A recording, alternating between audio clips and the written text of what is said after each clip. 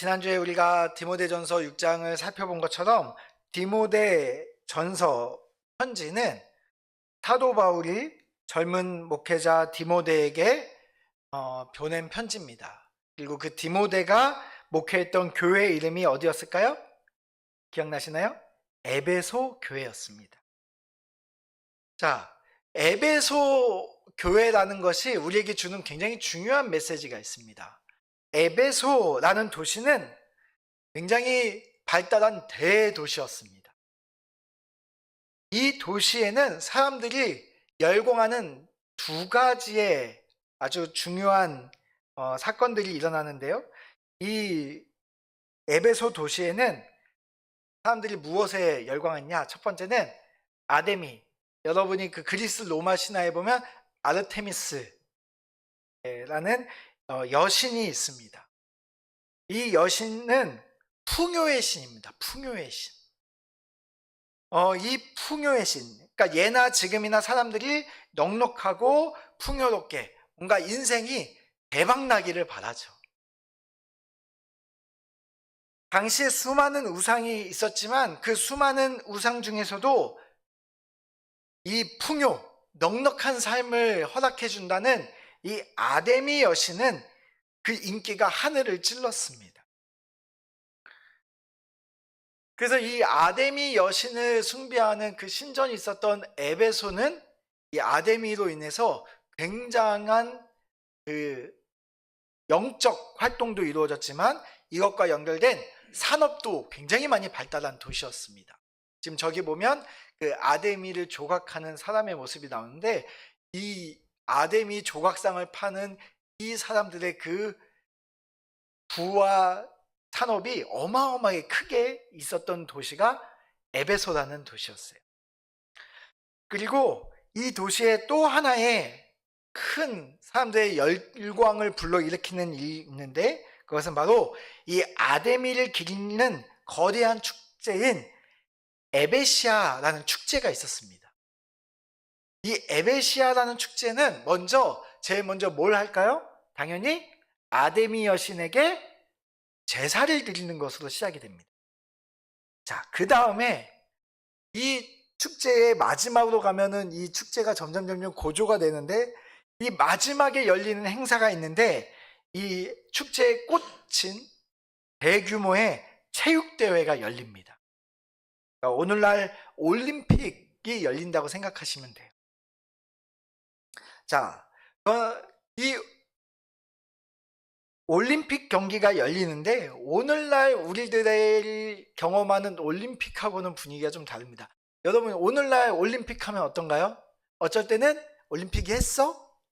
라는 때도 있고 TV에서 틀면 어휴 올림픽을 하네 라고 할 때도 있고 올림픽을 해도 잘 안 볼 때도 있고 아니면 뉴스에서 보고 사람들 만나서 야 누가 금메달 땄대? 야 잘하더라? 한두 마디 하고 나면은 또 이렇게 쓱 사라지잖아요. 근데 당시에는 그렇지 않았습니다. 당시에 뭐 문화활동이 많지도 않았고 모든 사람들이 이 에베시아에서 열리는 올림픽 이 운동 경기가 가장 큰 관심거리였고 끝나면 이것과 관련된 수많은 이야기가 있었고 그래서 이 대회는 모든 사람이 드라마 보는 사람 단 한 명도 없이 오직 이 대회를 관심을 가지고 보고 이 우승한 사람들은 그 지역의 영웅 취급을 받기도 했습니다. 하지만 이 당시에 에베소 사람들이 이 남녀노소 할 것 없이 이 대회에 열광하고 온 도시가 들썩들썩했습니다. 그러니까 당시에 선수가 우승하면 그 혜택이 많이 있었거든요. 그 중에 가장 큰 혜택은 선수가 우승하면요 평생 세금을 면제받았습니다. 요즘에 금메달 따면 나라에서 오히려 돈을 받는데 이때는 세금을 엄청나게 냈거든요. 세금 때문에 살기가 힘든 때인데 그 세금을 면제받았습니다. 또 당시에 가장 귀족들이 모인다고 하는 극장에 가면 그 각 극장의 VIP석이 이 우승자를 위해서 항상 준비되어 있었습니다. 그러니까 물질적으로도 그리고 사회적 대접도 어마어마했던 거죠.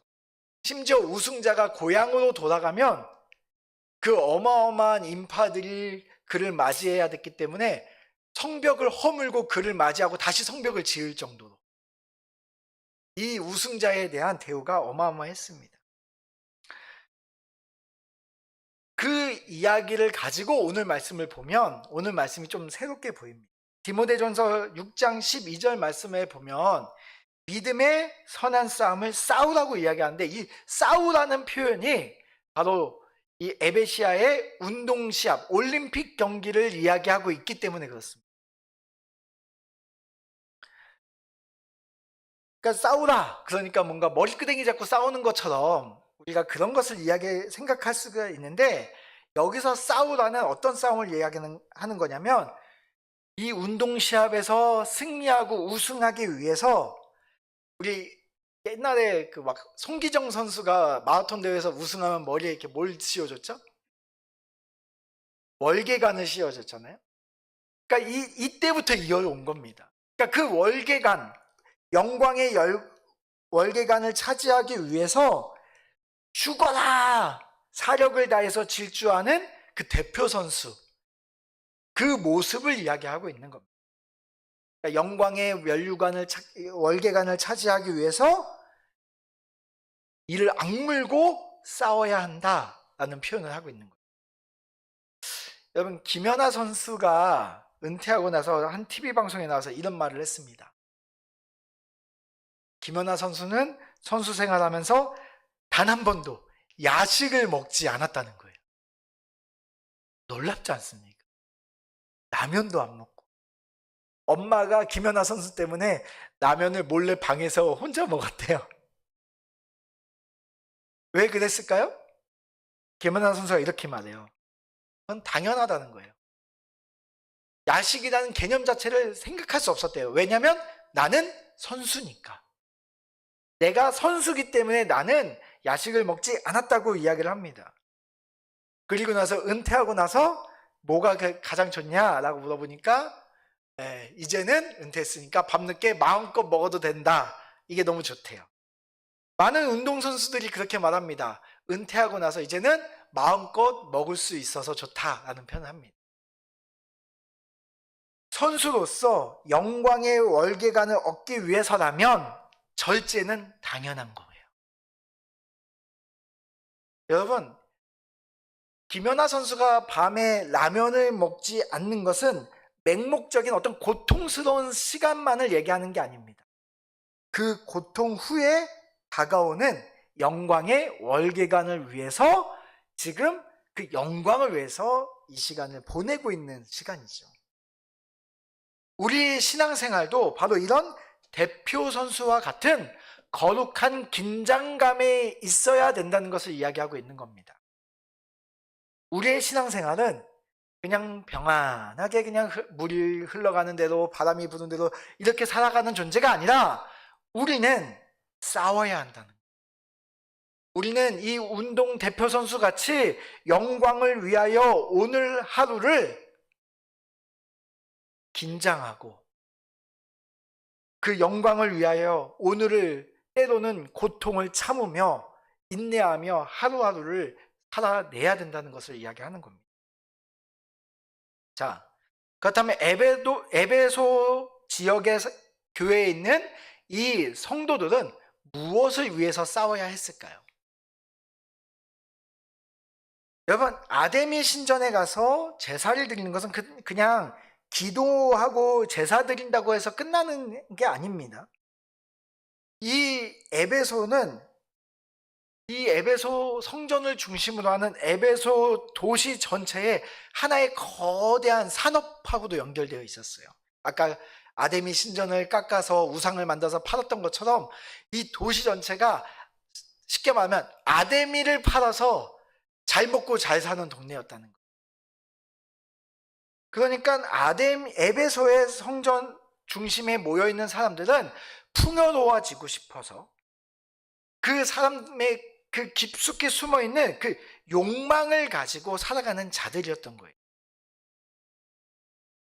또 그들은 이 아데미 신전뿐만 아니라 그 우상 신전 중심으로 종교 행위가 무엇과도 연결되어 있었냐면요, 성매매하고도 연결이 되어 있었습니다. 그러니까 에베소는 막대한 돈이 지배하는 거대한 욕망의 산업이 있는 도시이자 성적 타락이 있었던 도시였어요. 자, 이 도시에 지금 교회가 세워져 있는 겁니다. 자, 음란과 욕망이 교회 안에 이 도시에 있었다면 이 교회는 무엇과 싸워야 됐을까요? 바로 이 욕망과 음란과 싸워야 됐던 거죠. 이것들이 교회 안에 들어오지 못하도록 에베소 교인들이 치열하게 싸워야 했습니다. 여러분, 예수님께서 요한계시록에 보면 이 에베소 교회에 대해서 언급하십니다. 근데 에베소 교회에 대해서 뭐라고 말씀하시냐면요, 한번 2절 같이 읽어볼까요? 시작.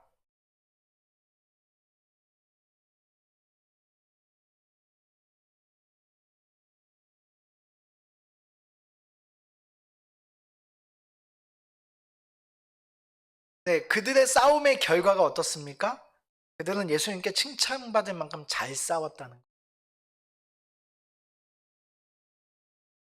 그들은 수고와 인내를 했습니다. 그 예수님께서 뭐라고 말씀하시는 거예요? 너의 그 모든 수고와 그 모든 인내를 내가 알고 있다. 그러니까 예수님께서 우리가 교회 안에서 우리가 정말 건강한 교회를 만들어 세우기 위해서 우리가 노력하고 우리가 헌신하고 우리가 섬기는 모든 것을 예수님께서 어떻게 하고 계시는 거예요? 다 알고 있다는 거예요. 성도들은 몰라줄 수 있어요. 내가 얼만큼 했는데 성도들은 몰라줄 수 있어요. 예수님은 다 아신다는 거죠. 자, 에베소 교회가 이렇게 이야기하는 거예요. 너희가 복음을 지키기 위해서 얼마나 힘들고 지칠도록 힘이 다 빠지도록 너희가 어떻게 싸웠는지를 내가 다 알고 있다. 그리고 또 하나의 싸움을 여기 언급하시는데, 악한 자들을 용납하지 않는 싸움도 했다. 그 악한 자들의 모습은 어땠어요? 그들은 자칭 사도라고 하되 아닌 자들을 시험하여 그 거짓된 것을 말했다는 거죠. 자, 에베소 교회는 외부적으로는 돈에 대한 욕망과 성적 쾌락이 공격했고, 또 내부적으로는 악한 세력이 이 안에 있어서 그들로 인하여 가짜 사도들이 있어서 그 안에서 내부적인 문제들도 있었던 교회. 그들과 에베소 교회는 싸웠다는 겁니다. 교회 안에서 복음을 왜곡하고 성도들을 잘못된 길로 이끄는 자칭 사도라고 하는 자들이 있었다는 거예요. 그들이 심지어 자신을 사도라고 말했다는 거예요. 당대의 사도는 오늘날 그 어떤 권위하고도 비교 안 될 만큼 강력한 권위를 가진 그런 직책이었습니다. 그런 타이틀을 갖고 있는 사도라고 말하면서 등장했다는 거예요. 그러면 원래 성도들이면 딱 깜빡 죽어야 되는데 그가 올바른 가르침을 하는지 안 하는지를 시험하여 그의 거짓된 것을 에베소 교회는 드러냈다는 거예요. 사도의 가르침이니까 그냥 받아들이자라고 말하는 것이 아니라 그가 말하는 것이 복음, 예수 그리스도가 선포한 복음과 맞는지, 그 복음을 흐리고 있지는 않는지, 그것들을 아주 세밀하게 보고 싸워서 교회의 건강함을 지켜냈다는 거예요. 눈앞에 있는 사도의 그 권위보다 무슨 권위를 더 높게 여기고 있는 겁니까? 복음의 권위를 더 높게 여기고 있는 거예요. 그러니까 복음을 흐리게 하는 존재면 사도라는 권위를 갖고 등장해도 가차없이 싸웠다는 거예요. 얼마나 멋있는 모습입니까? 자, 그러면서 그들의 정체를 6절에서는 이렇게 말을 합니다. 그들은 내가 니골라당의 행위를 미워하는도다. 그들의 정체가 니골라당이라고 이야기를 합니다. 자, 니골라당이라는 존재는 뭐냐면 야, 어차피 이 육신은 썩어 없어질 거야. 이 육신은 썩어 없어질 거니까 너무 유난 떨면서 그렇게 살 필요가 없어. 그러니까 뭐 그렇게 거룩한 척, 그렇게 네가 뭐 잘 믿는 척 이렇게 안 해도 돼. 어차피 구원받았잖아?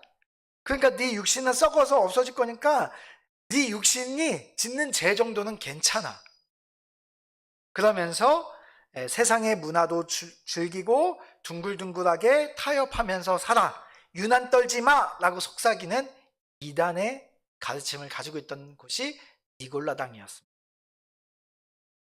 다시 말하면 복음에다가 세상의 문화도 적당히 타협해서 섞어서 우리가 그렇게 살아가도 괜찮아.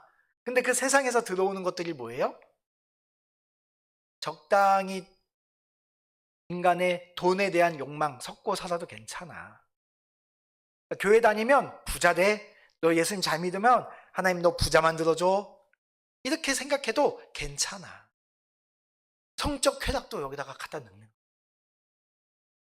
그런 식으로 이것저것 세상의 가치관을 갖고 들어와서 교회를, 복음을 흐릿하게 만들어가는 자들이었습니다. 자, 예수님께서 그들에 대해서 뭐라고 말씀하세요? 마지막에 보니까 나도 그들을 미워한다 라고 이야기를 합니다. 너희들이 니골라당을 미워했던 그것을 나도 그들을 보고 미웠다 라고.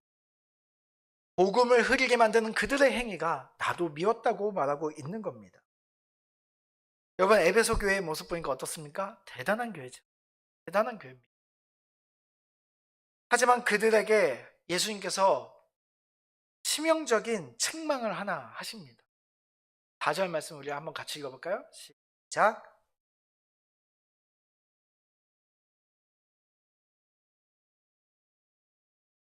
그들은 세상의 가치관이 넘어오는 것을 싸워서 이겼고 이단의 가르침과 싸워서 이겼습니다. 그렇게 매일 눈에 불을 켜고 나를 세우고, 아까 우리 6장 11절 디모데전서 말씀 12절 말씀에서 본 것처럼 믿음의 선한 싸움을 열심히 싸웠어요. 근데 열심히 싸우다 보니까 정작 가장 중요한 한 가지를 잃어버린 거예요. 바로 어느새 그들이 싸우는 데에만 눈을 부릅뜨고 있고 하나님을 향한 십자가의 감격과 사랑, 그 처음 사랑을 버려버렸다는 거예요. 교회 안에서는 이단인지 아닌지를 평가하는 그 날선 그런 평가만 남아있고 정작 예수 그리스도의 그 십자가의 사랑은 사라져 있는 겁니다.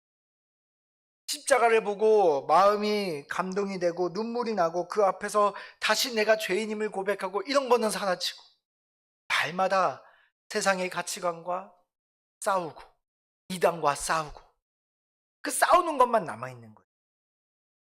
여러분, 에베소 교회의 최종 승자가 누굽니까?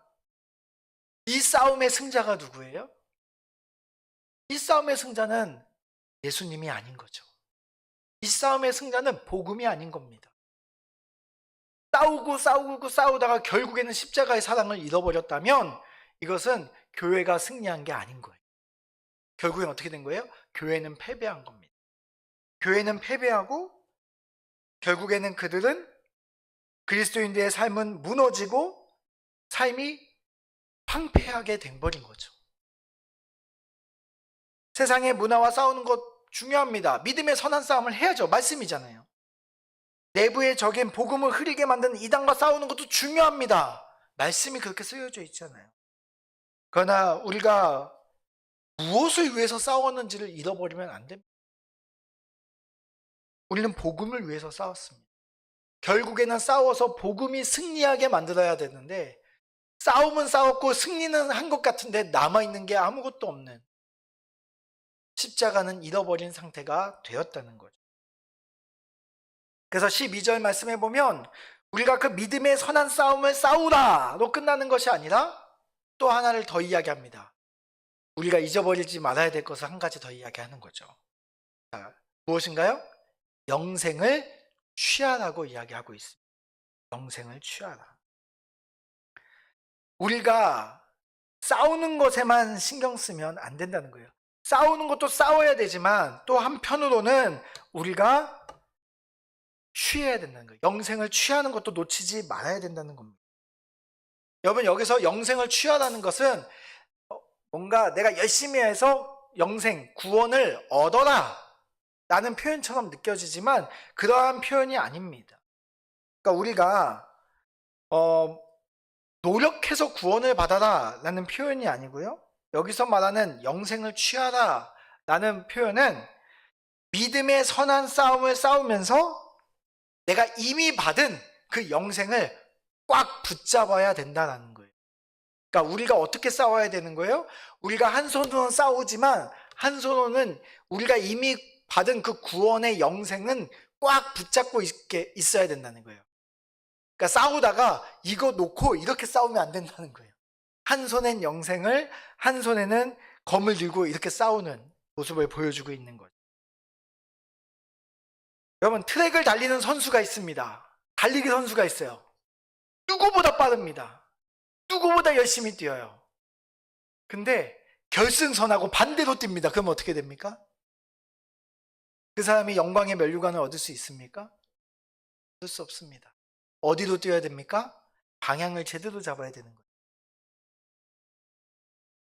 결승선을 향해서 시선을 고정하고 뛰어야 되는 겁니다. 내가 이미 영생을 소유한 사람이기 때문에 내가 이제는 그 생명에 합당한 삶을 살겠습니다 하고 뛰어가야 되는 거죠. 다시 말하면 아까 말한 것처럼 내 안에, 교회 안에서 우리가 싸워야 합니다. 외부의 문화가 들어오지 않도록 싸워야 합니다. 복음이 흐려지지 않도록 싸워야 합니다. 근데 그 싸울 때 우리의 모습이 어때야 되는 거예요? 우리는 영생을 취한 사람, 구원받은 그리스도인의 사람처럼 싸워야 된다는 거예요. 싸우는데 사랑 없이 싸우는 거예요. 사랑하는데 우리가 하나님의 사람 전혀 아닌 것처럼 싸우는 거예요. 그러면 안 된다는 거예요. 그 싸우는 모습에 대해서 우리 지난번 우리 11절 말씀에 이렇게 이야기하죠. 오직 너 하나님의 사람아. 우리가 어떻게 싸워요? 우리가 하나님의 사람이라는 그 정체성, 가치를 버리지 말고 놓치지 아니하고 싸워야 된다는 것을 이야기하는 거죠. 우리는 세상에 따라 세상이 우리를 건드리고 막 가지고 노는 그 놀아나는 데에 우리가 휩싸여 놀아가는 사람이 아니라 우리는 하나님의 사람, 하나님의 손을 꼭 붙잡고 그분의 뜻대로 살아가면서 우리가 그 정체성을 꽉 붙잡은 상태로 싸워야 된다는 거예요. 여러분, 근데 오늘 많은 그리스도인들이 어떻게 살아갑니까? 정반대로 살아가는 거예요. 나는 구원받았으니까 하고 구원받았다고 생각하고 우리는 우리의 영생, 구원을 손을 놓습니다. 그리고 어떻게 살아가나요? 우리가 이제는 내 마음대로 대충 살아도 될 거야. 어차피 천국 갈 거니까 하고 대충 산다는 거예요. 우리에게 주어진 이 복음을 내가 꽉 붙잡고 온전히 누려야 되는데 복음을 누리지는 못하고 그냥 그렇게 하루하루 세상 사람들과 별반 다르지 않는 그러나 종교적인 우리의 경험과 종교적인 경력만 가지고 우리가 하루하루를 살아가는 그리스도인이 될 수 있다는 거죠. 구원받았음에도 불구하고 세상 사람들과 살아가는 모습이 별반 다르지 않을 수도 있다는 겁니다. 우리의 정체성이 오직 너 하나님의 사람아 라는 정체성을 이야기하지만 우리의 정체가 도대체 무엇인지 알 수 없는 삶도 있다는 거예요. 내가 그리스도인인지 그리스도인이 아닌지, 그리스도인인지 아닌지가 일주일에 한 번 교회 가는 것 외에는 차이가 나지 않을 수도 있다는 겁니다. 우리 안에 정말 그리스도인으로서 우리가 살아가면서 우리가 세상과 다른 가치관을 가지고 세상의 문화와 다른 충돌을 일으키며 우리가 거룩함을 지키기 위해서 우리의 욕망과 우리의 쾌락을 죽이고 살아가는 몸부림이 보이지 않는다. 세상 사람들과 똑같이 욕망에 휩싸여서 세상 사람들과 똑같이 주중에는 아데미 여신 앞에 엎드려서 내가 부자 되기 위해서, 내가 풍요로워지기 위해서, 내가 잘 먹고 잘 살기 위해서, 내 노후가 편안하기 위해서 그렇게 살아가는 삶을 살아갈 수도 있다는 거죠. 여러분 향기나무 들어보셨습니까? 향기나무? 나무에서 강렬한 향이 나는 거죠. 여러분 향기나무 도끼로 자르면 어떻게 될까요? 향기나무는 도끼로 자르면 도끼에도 향을 묻힙니다. 향기나무 열심히 패고 나서 집에 가서 도끼 딱 갖다 놓으면 도끼에서 향이 솔솔 나겠죠. 여러분 우리가 예수님을 믿고 예수님과 함께 걸어가면서 우리가 예수님으로 우리가 닮아가는 사람들의 삶을 살아가는데 교회를 다니고 그리스도인이라고 말하지만 예수님 냄새가 안 나는 사람도 있다는 거예요. 세상에서 우리의 탐욕이 올라올 때 세상 사람들과 똑같은 어떤 죄 가운데 있을 때 우리를 쳐서 우리 안에서 향이 나와야 되는데 예수님의 모습이 드러나야 되는데 안 난다는 거예요. 우리 안에 예수님의 향이 안 나는 거예요. 다른 나무들과 똑같은 그런 모습이 보일 수 있다는 거죠. 겉으로는 예수님을 믿는다고 하지만 속으로는 여전히 인생 대박, 아직 늦지 않아서 내 인생 언젠가는 역전될 거야, 대박이 날 거야 하면서 꿈꾸고 성공에 목마르고 로또 한 장이라도 사게 되는 것이 우리들의 모습이 아니라는 겁니다. 현대판 아데미 신전 앞에 납작 엎드려서 나에게 성공만 가져다 준다면, 내 인생 대박만 만들어준다면 그리스도인으로서 내가 하지 말아야 될 행동도 서슴없이 할 수 있지 않냐는 겁니다. 그렇게 우리의 복음의 순수성은 사라지고 세상의 문화와 적당히 타협하면서 우리의 그리스도인으로서의 순수함은, 우리 안에 있는 복음의 순수함은 점점 사라져갈 수 있다는 거예요. 그렇게 교회에 와서 봉사도 하고 헌금도 꼬박꼬박 하지만 내 안에 십자가를 향한 그 사랑, 처음 사랑, 그 사랑이 점점 사라지고 있다는 겁니다. 십자가 앞에서 나 같은 죄인 살리신 주님의 은혜를 생각하며 눈물을 흘리신 게 언제입니까? 우리 역시 생명을 잃어버린 에베소 교회의 모습과 닮아있지는 않습니까? 여기 예수님께서 에베소 교회를 평가하시면서 요한계시록에서 처음 사랑을 잃어버렸다라고 말씀하시는 것은 옛날 수련회로 돌아가서 우리가 뜨거운 감격에 우리가 그때로 돌아가서 우리의 감정을 쏟아내라는 말은 아닙니다. 만약에 그렇게 되면 또 똑같이 우리 안에 있는 우상들이 우리를 또 휘어잡겠죠. 그 처음 사랑, 그 이야기는 처음 사랑의 자리로 돌아가라는 겁니다. 그 자리가 어디입니까? 우리 12절 후반절에 보면 이렇게 되어 있죠. 내가 부르심을 받았고, 어디에요? 우리 언제 어디서 예수님 앞에 우리가 하나님의 백성으로 부르심을 받았어요? 바로 그 처음 사랑의 자리, 십자가로 돌아오라는 이야기입니다. 우리가 아데미 여신에게 엎드려 있으면 안 된다는 거예요. 우리가 어디에 엎드려 있어야 되는 거예요? 우리는 십자가 앞에 엎드려 있어야 되는 겁니다. 십자가로 다시 돌아가라는 말씀이에요. 우리는 이 일을 위해서 부름 받았고 또 많은 증인들 앞에서 선언한 증언이 있다고 이야기를 합니다. 너 하나님의 사람아 라는 그 정체성은 우리가 십자가 앞에서 구원받았고 이제는 예수 그리스도를 주로 고백하며 많은 증인들 앞에서 선언한 침례를 받은 그때의 그 마음으로 돌아가라는 거예요. 십자가의 자리로 돌아가라는 말씀입니다. 여러분, 순수성이라는 것은 아주 무서운 특징이 있습니다. 순수함. 여러분, 순수함은 거기에 약간의 무엇인가가 섞여도 그 순수함은 인정받을 수 없는 거예요. 약간의 불순물도 용납되지 않는 것이 순수함입니다. 교회 안에 조금씩 세상의 가치가 섞이다 보면 어느 순간 뒤돌아보면 교회는 껍데기뿐인 세상과 별반 차이가 없는 십자가 없는 교회가 될 수 있다는 겁니다. 성도 또한 마찬가지입니다. 그리스도인 또한 그렇게 세상에 불순물이 조금씩 섞여 들어오다 보면 어느 순간 세상을 닮아 있을 수 있다는 거예요. 여러분, 우리가 매일 마시는 생수, 여러분, 생수의 기준이 뭔지 아십니까? 생수의 기준? 생수에 중금속이 들어있으면 될까요? 안 될까요? 아주 조금은 됩니다. 아주 조금은 돼요. 화학 성분이 검출되면 될까요? 안 될까요? 아주 조금은 괜찮습니다. 진짜 미량은 괜찮아요.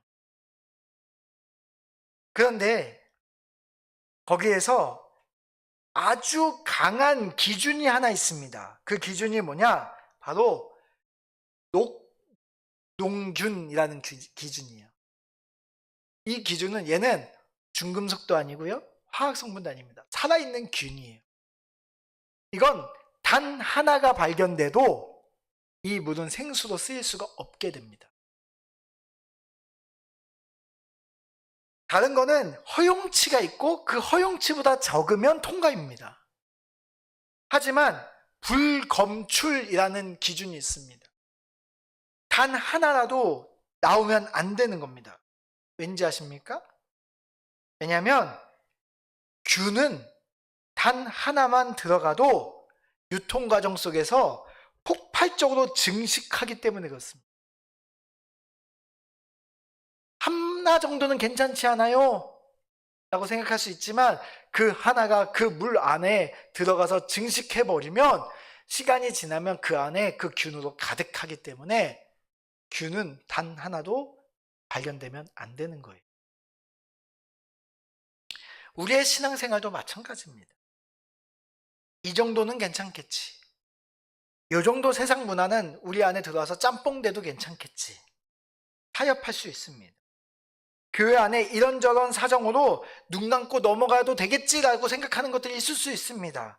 그러나 만약에 그것이 어떤 거는 우리가 유연하게 받아들일 수도 있겠지만 때로는 그 중에 어떤 것은 교회의 복음의 본질을 흐리게 된다면 그것은 단 하나도 교회가 허용해서는 안 됩니다.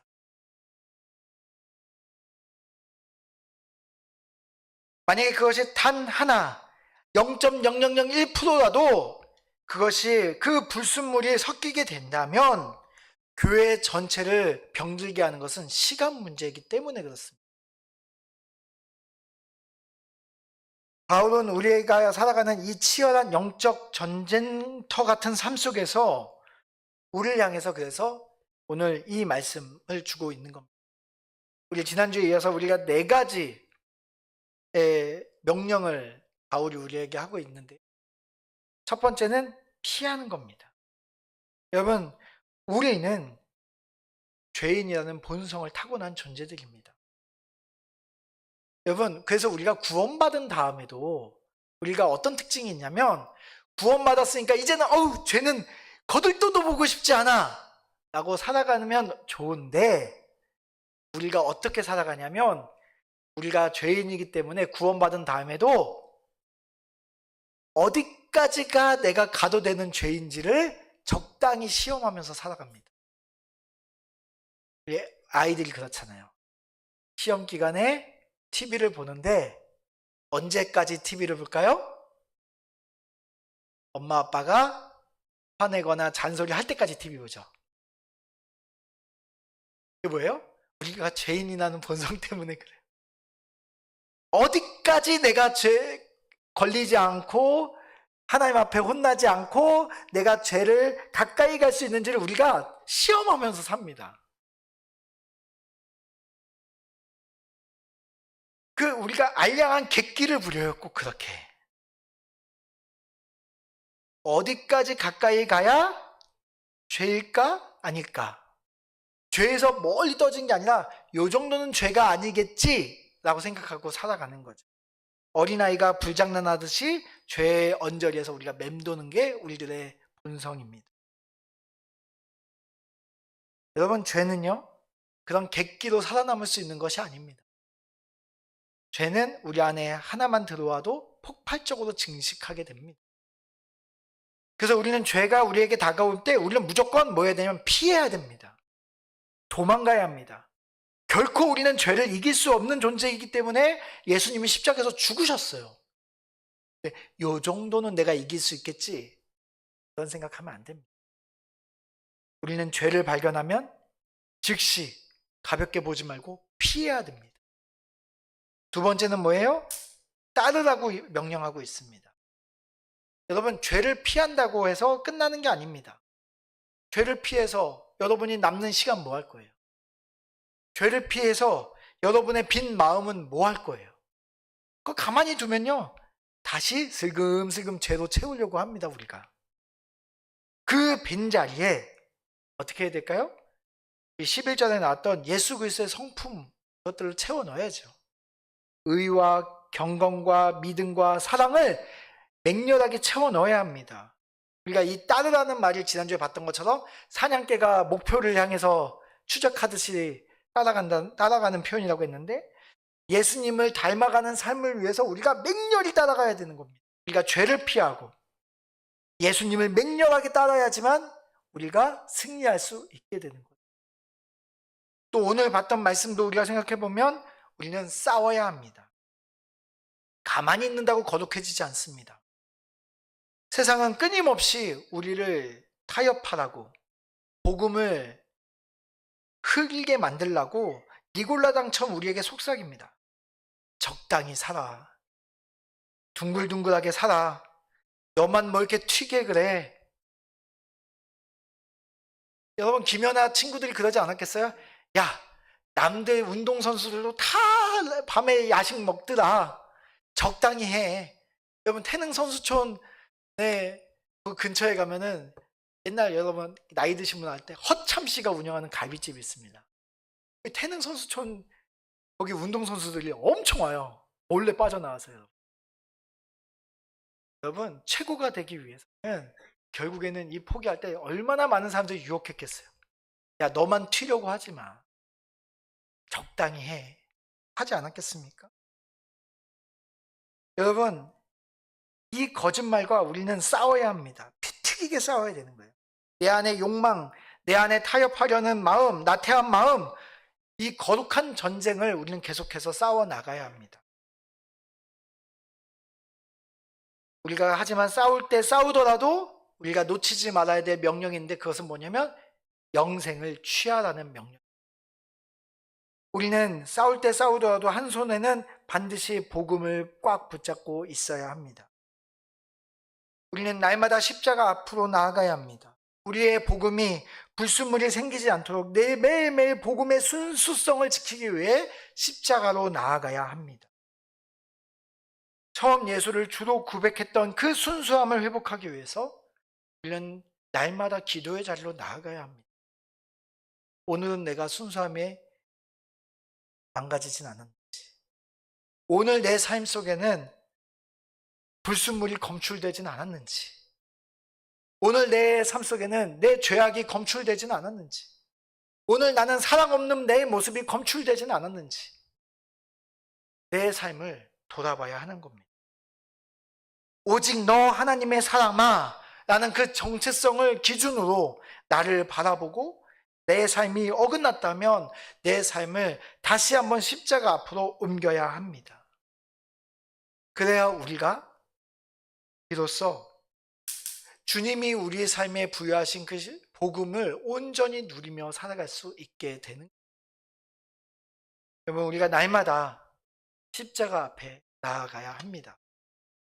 여러분, 오늘 하루 여러분이 십자가를 붙잡고 다시 한번 여러분이 오늘 기도할 텐데, 그 기도할 때 여러분이 오늘 여러분 안에 어떠한 불순물이 검출되는지를 알아보시기를 바랍니다. 이 시간 하나님, 그 불순물을 걸러내어서 내가 다시 한번 복음의 순수성을 회복하게 해달라고 함께 기도했으면 좋겠습니다.